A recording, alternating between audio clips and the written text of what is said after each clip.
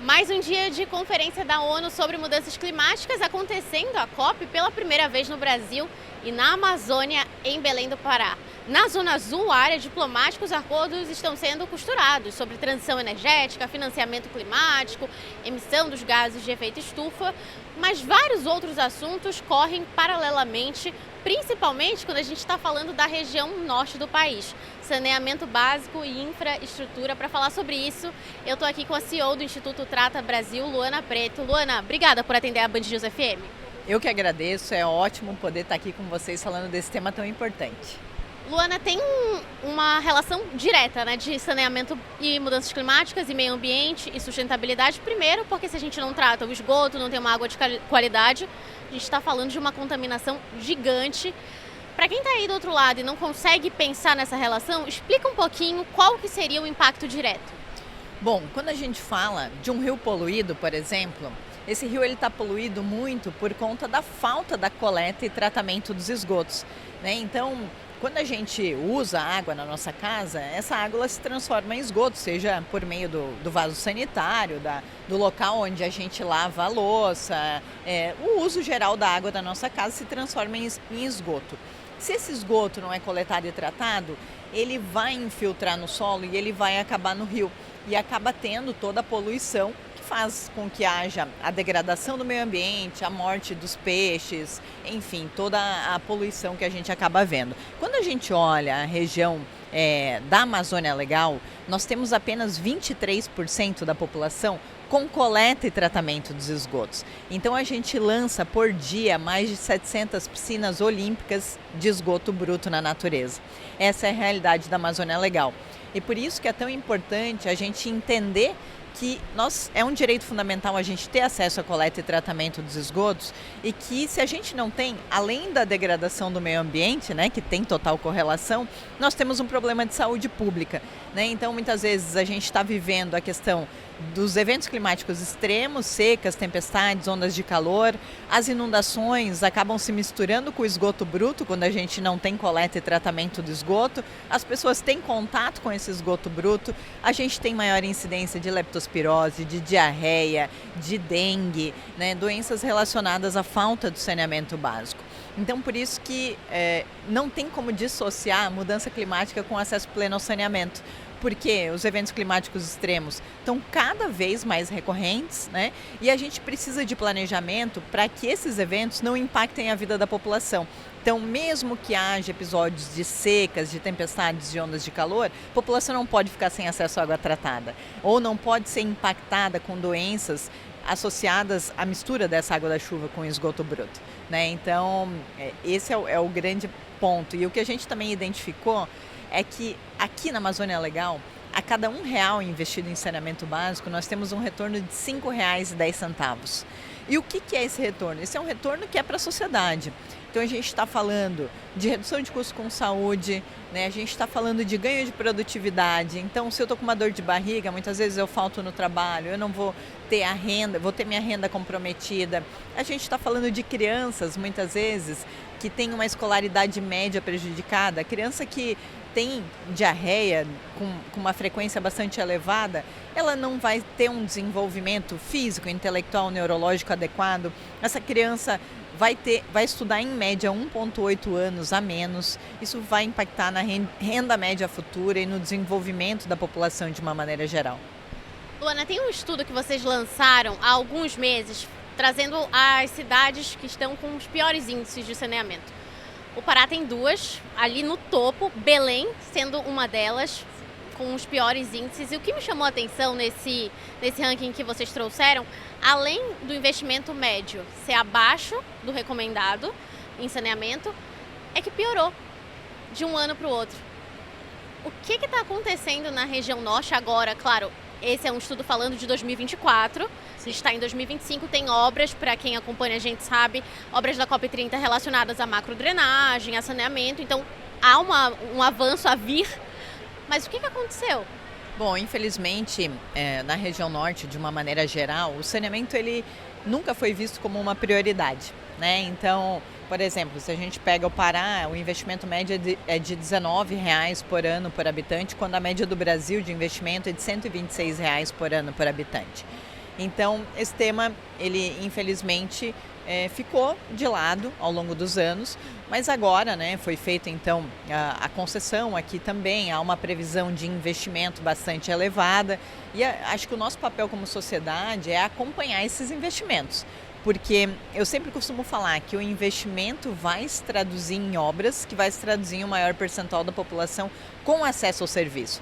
Então, como é um direito fundamental, eu preciso exigir o acesso ao saneamento básico onde eu estou, né? Hoje existe um contrato, existe a previsão de investimentos, muito mais investimento do que ao longo dos últimos anos, e a gente precisa acompanhar de perto aí para ver, né, tanto essas obras acontecendo, quanto, né, uma melhoria na vida da população, porque é esse o resultado final que a gente tanto espera. Quando a gente está falando de região norte, tem uma questão também que diferencia do resto do Brasil, principalmente do sudeste, que são as dificuldades para implementar isso em áreas remotas. Então, a gente não está falando só de metrópoles. Belém é uma grande cidade, há possibilidade de infraestrutura, mas muito da população aqui vive em regiões de ilha, em regiões afastadas. Do outro lado de Belém, gente, a 10 minutinhos de barco, tem a Ilha do Cumbu, uma ilha super turística, maravilhosa para visitar, mas que ainda não tem água tratada. A população não tem acesso. Eu visitei uma escola pública em que a água precisava ser comprada de galão. Eles precisavam atravessar de barco, comprar de galão e levar para lá. Então também tem essa questão, né, Luana, a ser colocada no papel de como trazer essa estrutura para áreas remotas. Sem dúvida. Quando a gente olha para a Amazônia Legal, a densidade demográfica ela é muito baixa, ou seja, a gente tem a população bastante espalhada. Né? É diferente de uma grande metrópole, no caso de Belém, onde há uma concentração da população em um determinado local, a gente implementa a rede de esgoto, leva para uma estação de tratamento de esgoto e resolve essa questão. Quando a gente olha para ilhas, por exemplo, quando a gente olha para comunidades de povos originários, quando a gente olha para locais mais isolados, a solução ela não é a mesma.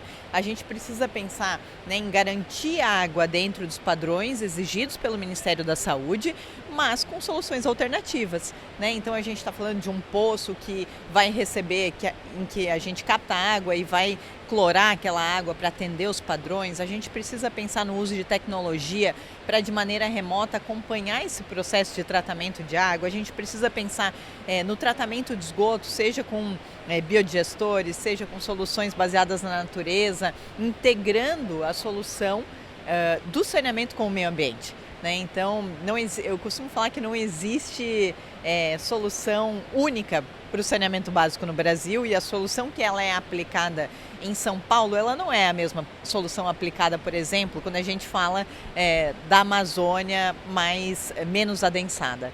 Né? Então, isso precisa ser levado em consideração. A população precisa fazer parte dessa solução, porque muitas vezes o que parece ser a solução para quem vive lá em São Paulo não é a solução daqui. Então a população precisa participar desse processo decisório e então, né, poder ver o rio voltando a ter vida, poder ver as crianças se desenvolvendo com mais saúde. Né? Isso passa pelo acesso pleno ao saneamento e nós como população precisamos entender e cobrar isso. Você já acompanha as discussões ambientais há um bom tempo. Eu queria te perguntar, aí de uma visão sua, como você acha que essa COP pode beneficiar? Se de fato a gente está falando de uma COP de implementação, da verdade, há um avanço dessa COP na Amazônia?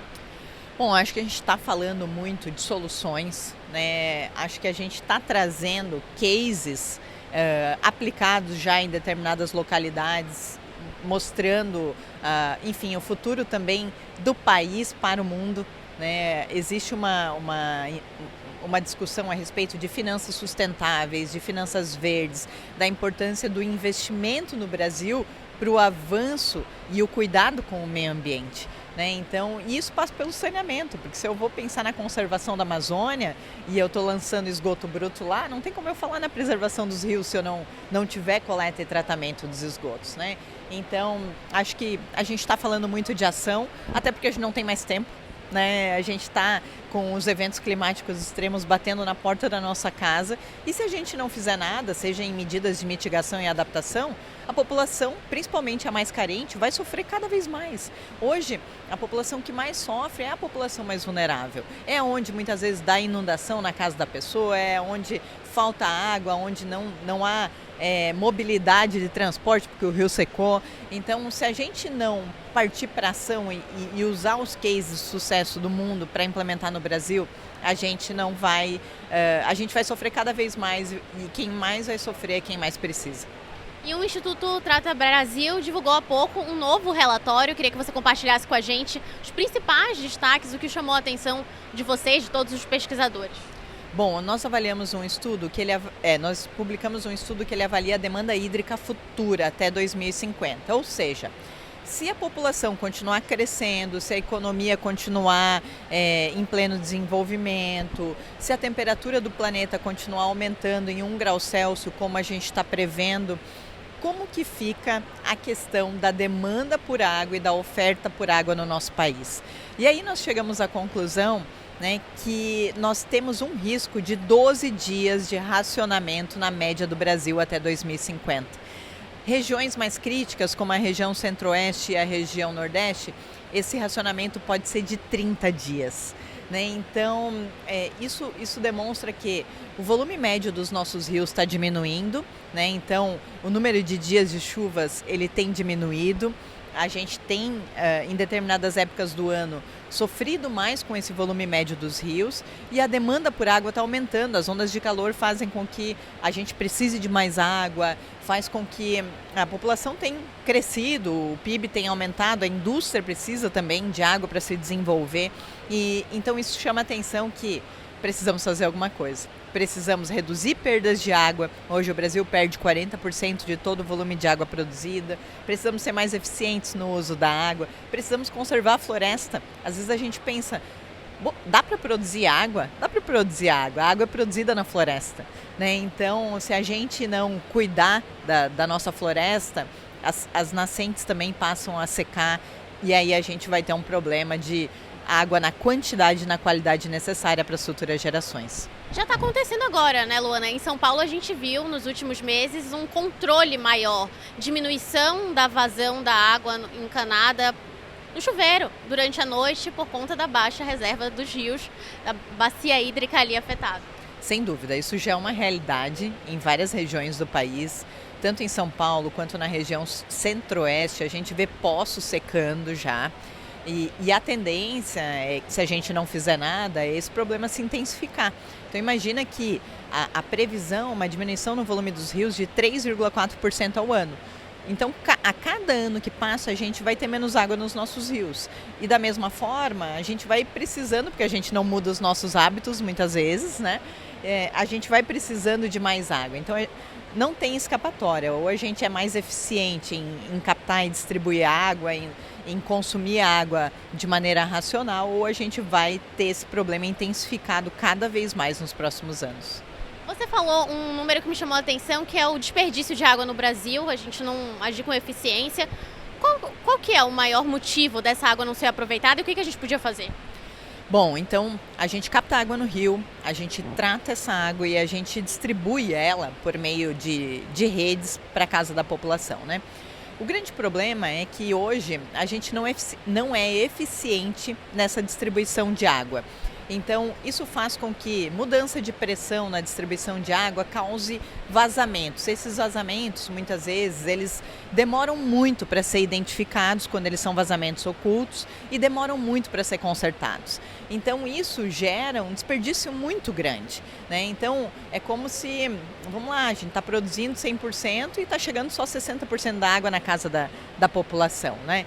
E aí a gente precisa usar internet das coisas, usar tecnologia, usar sensores de vazão e de pressão para saber onde essa água está vazando. Modernizar, então, nosso Modernizar, totalmente. A gente precisa ter o sistema na palma da mão para que a gente saiba o que está acontecendo, aonde estão os vazamentos e para que a gente possa ser eficiente no conserto e nós também como população avisar a concessionária aonde a gente vê um vazamento para que ele possa ser consertado o mais rápido possível, porque esse ainda hoje é um grande problema quando a gente fala em gestão de recursos hídricos. Luana Prente, CEO do Instituto Trata Brasil, conversou com a gente. Luana, mais uma vez, obrigada. Sempre bom contar com os estudos de vocês. Eu que agradeço, muito obrigada, e que a gente possa ver uma evolução e não sofrer com esse problema no futuro, né? Agindo hoje para que a gente possa, enfim, ter um futuro mais promissor para todas as pessoas.